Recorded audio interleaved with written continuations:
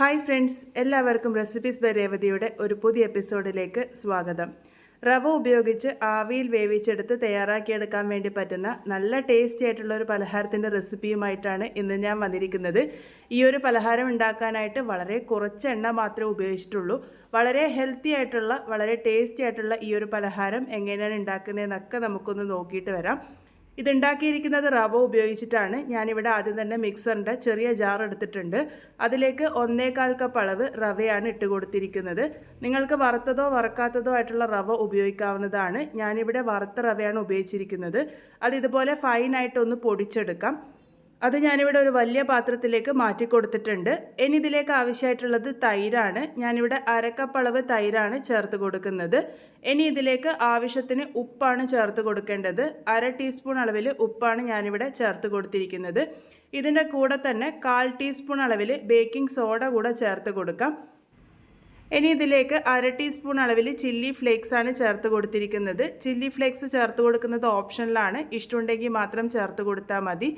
ഇനി ഇത് നന്നായിട്ട് കുഴച്ചെടുക്കാണ് വേണ്ടത്. ഇതിലേക്ക് വെള്ളത്തിൻ്റെ ആവശ്യം വേണ്ടി വരില്ല. ആ ഒരു തൈരിൻ്റെ പറ്റിലാണ് നമ്മളിത് കുഴച്ചെടുക്കുന്നത്. ഒരുപാട് ഡ്രൈ ആയിട്ട് തോന്നുന്നുണ്ടെങ്കിൽ 1 ടേബിൾ സ്പൂണോളം തൈര് വീണ്ടും ചേർത്ത് കൊടുക്കാവുന്നതാണ്. അപ്പോൾ ഞാനിപ്പോൾ ഇവിടെ വെള്ളമൊന്നും ചേർക്കാതെ നല്ല രീതിക്ക് തന്നെ കുഴച്ചെടുത്തിട്ടുണ്ട്. ഇതുപോലെ നല്ല സോഫ്റ്റ് ആയിട്ടുള്ള കൂട്ടാണ് നമ്മൾ നീഡ് ചെയ്തെടുക്കേണ്ടത്.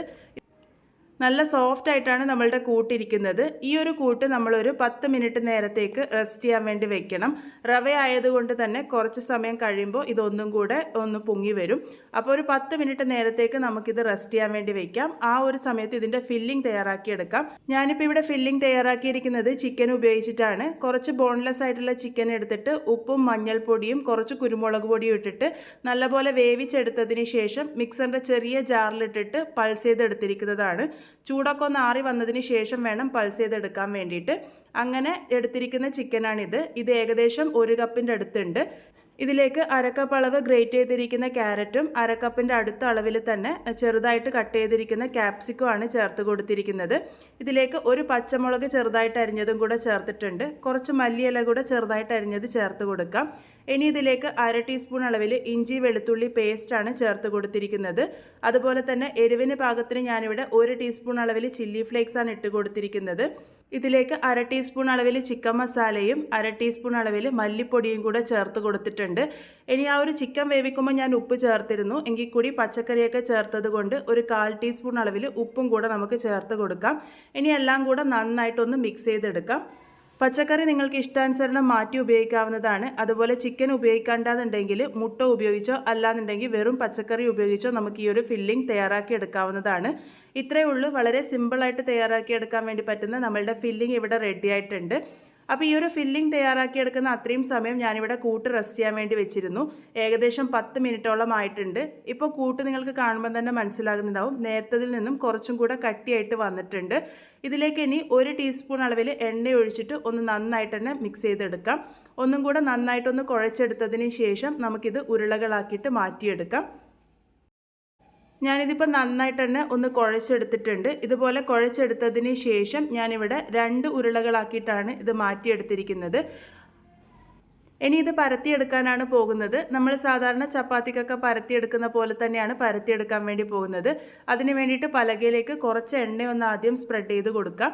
ഒട്ടിപ്പിടിക്കാതിരിക്കാൻ വേണ്ടിയിട്ടാണ് ഇതുപോലെ എണ്ണയൊന്ന് സ്പ്രെഡ് ചെയ്ത് കൊടുക്കുന്നത്. അതുപോലെ തന്നെ ആ ഒരു കോലിലും നന്നായിട്ട് എണ്ണയൊന്ന് സ്പ്രെഡ് ചെയ്ത് കൊടുത്തു കഴിഞ്ഞാൽ ഒട്ടും തന്നെ പറ്റിപ്പിടിക്കാതിരിക്കും.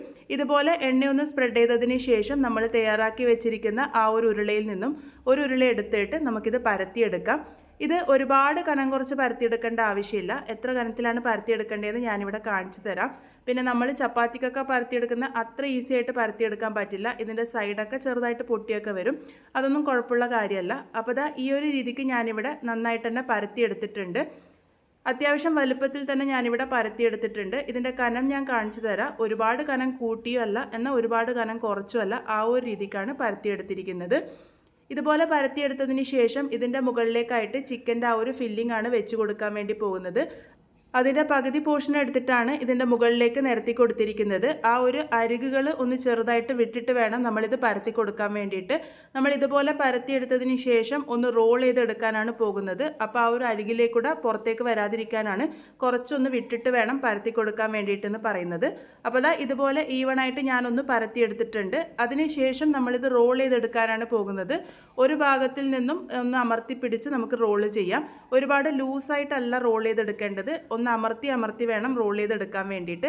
അല്ലാന്നുണ്ടെങ്കിൽ ഇടയ്ക്ക് ഇതുപോലെ ഗ്യാപ്പ് വരാനുള്ള സാധ്യതയുണ്ട്. അപ്പോൾ ഞാൻ അത്യാവശ്യം അമർത്തിയിട്ട് തന്നെ ഇതൊന്ന് റോൾ ചെയ്തെടുത്തിട്ടുണ്ട്. ഇതുപോലെ റോൾ ചെയ്തെടുത്തതിന് ശേഷം അതിൻ്റെ ഏറ്റവും അവസാന ഭാഗം നന്നായിട്ടൊന്ന് പ്രസ് ചെയ്ത് കൊടുക്കുക. അതുപോലെ തന്നെ അതിൻ്റെ ആ ഒരു 2 അരികുകളും ഇതുപോലെ ഒന്ന് അമർത്തി കൊടുക്കുക. നന്നായിട്ടൊന്ന് സീൽ ചെയ്യാൻ വേണ്ടിയിട്ട് ശ്രദ്ധിച്ചാൽ മതി. ഇത് ആവിയിൽ വേവിക്കുമ്പോൾ തുറന്നു വരാതിരിക്കാൻ വേണ്ടിയിട്ടാണ് ഇതുപോലെ ഒന്ന് സീൽ ചെയ്ത് കൊടുക്കുന്നത്. അപ്പോൾ എല്ലാ ഭാഗവും നന്നായിട്ട് തന്നെ ഒന്ന് പ്രസ് ചെയ്ത് കൊടുത്ത് നന്നായി സീൽ ചെയ്തെടുത്തിട്ടുണ്ട്. ഇതുപോലെ ചെയ്തതിന് ശേഷം ഏത് പാത്രത്തിലാണോ ഇത് ആവിയിൽ വേവിച്ചെടുക്കാൻ വേണ്ടി പോകുന്നത് ആ ഒരു പാത്രം ഒന്ന് ആദ്യം എണ്ണ നല്ലപോലെ തടവി കൊടുക്കുക. എണ്ണ നല്ലപോലെ തടവി എടുത്തതിന് ശേഷം നമ്മൾ ഈ ഒരു തയ്യാറാക്കി വെച്ചിരിക്കുന്ന കൂട്ട് അതിലേക്ക് വെച്ച് കൊടുക്കാം. എണ്ണ തടവി കൊടുക്കുന്നത് പറ്റിപ്പിടിക്കാതിരിക്കാൻ വേണ്ടിയിട്ടാണ്. ഇതേപോലെ തന്നെ നമുക്ക് ആ ഒരു ബാക്കി വന്ന ഒരു ഉരുളയും കൂടെ തയ്യാറാക്കി എടുക്കാം. ബാക്കി വന്ന ആ ഒരു ചിക്കൻ്റെ മുഴുവൻ കൂട്ടും ഞാനിവിടെ ഇട്ട് കൊടുത്തിട്ടുണ്ട്. നേരത്തെ ചെയ്തതുപോലെ തന്നെ റോൾ ചെയ്തെടുക്കാം. വളരെ സിമ്പിളായിട്ട് തയ്യാറാക്കിയെടുക്കാൻ വേണ്ടി പറ്റുന്ന ഒരു പലഹാരമാണിത്. അപ്പോൾ രാവിലെ ബ്രേക്ക്ഫാസ്റ്റ് ആയിട്ടും കഴിക്കാം, ഈവനിങ് സ്നാക്കായിട്ടും ഒക്കെ ട്രൈ ചെയ്യാൻ വേണ്ടി പറ്റുന്നതാണ്. ഇതിൻ്റെ ഫില്ലിങ് നമുക്ക് മാറ്റി മാറ്റി ഉപയോഗിക്കാനും പറ്റും.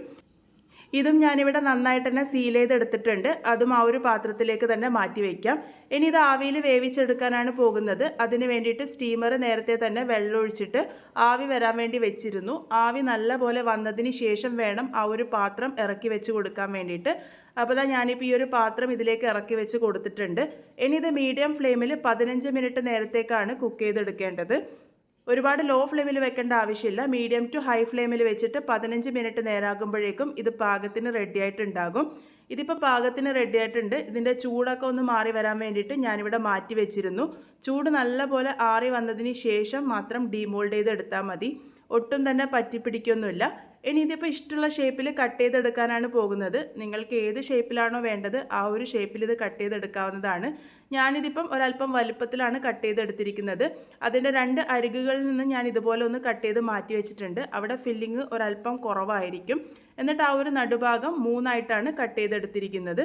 നിങ്ങൾക്ക് ഇഷ്ടമുള്ള പോലെ കട്ട് ചെയ്തെടുക്കാം. ഈ ഒരു രീതിക്ക് തന്നെ ചെയ്യണമെന്നില്ല. ചെറുതായിട്ട് വേണമെങ്കിലും കട്ട് ചെയ്തെടുക്കാവുന്നതാണ്. വളരെ സിമ്പിളായിട്ട് തയ്യാറാക്കിയെടുക്കാൻ വേണ്ടി പറ്റുന്ന റവ ഉപയോഗിച്ചുള്ള നമ്മളുടെ പലഹാരം ദാ ഇവിടെ റെഡി ആയിട്ടുണ്ട്. ഇതിൻ്റെ ഫില്ലിംഗ് ആയാലും ഒക്കെ വളരെ സിമ്പിളായിട്ട് തയ്യാറാക്കിയെടുക്കാൻ പറ്റുന്ന ആ ഒരു രീതിക്കാണ് ഞാനിപ്പോൾ ഇവിടെ തയ്യാറാക്കിയിരിക്കുന്നത്. എല്ലാവരും എന്തായാലും ട്രൈ ചെയ്ത് നോക്കുക. വളരെ സിമ്പിളായിട്ട് തയ്യാറാക്കിയെടുക്കാൻ വേണ്ടി പറ്റുന്ന ഈ ഒരു പലഹാരം നിങ്ങൾക്ക് എന്തായാലും ഇഷ്ടമാവും. നല്ല സോഫ്റ്റ് ആയിട്ടാണ് ഈ ഒരു പലഹാരം ഉണ്ടാകുക. എല്ലാവരും എന്തായാലും ഈ ഒരു പലഹാരം ട്രൈ ചെയ്ത് നോക്കുമെന്ന് പ്രതീക്ഷിക്കുന്നു. ട്രൈ ചെയ്ത് നോക്കിയതിന് ശേഷം ഫീഡ്ബാക്സ് ഒക്കെ പറയാം. എന്തെങ്കിലും ഡൗട്ട് ഉണ്ടെങ്കിൽ കമൻറ്റ് ചോദിച്ചു കഴിഞ്ഞാൽ അതിൽ റിപ്ലൈ ആയിട്ട് ഞാൻ തരുന്നതായിരിക്കും. വീണ്ടും ഒരു നല്ല റെസിപ്പിയുമായി വളരെ പെട്ടെന്ന് തന്നെ കാണാം.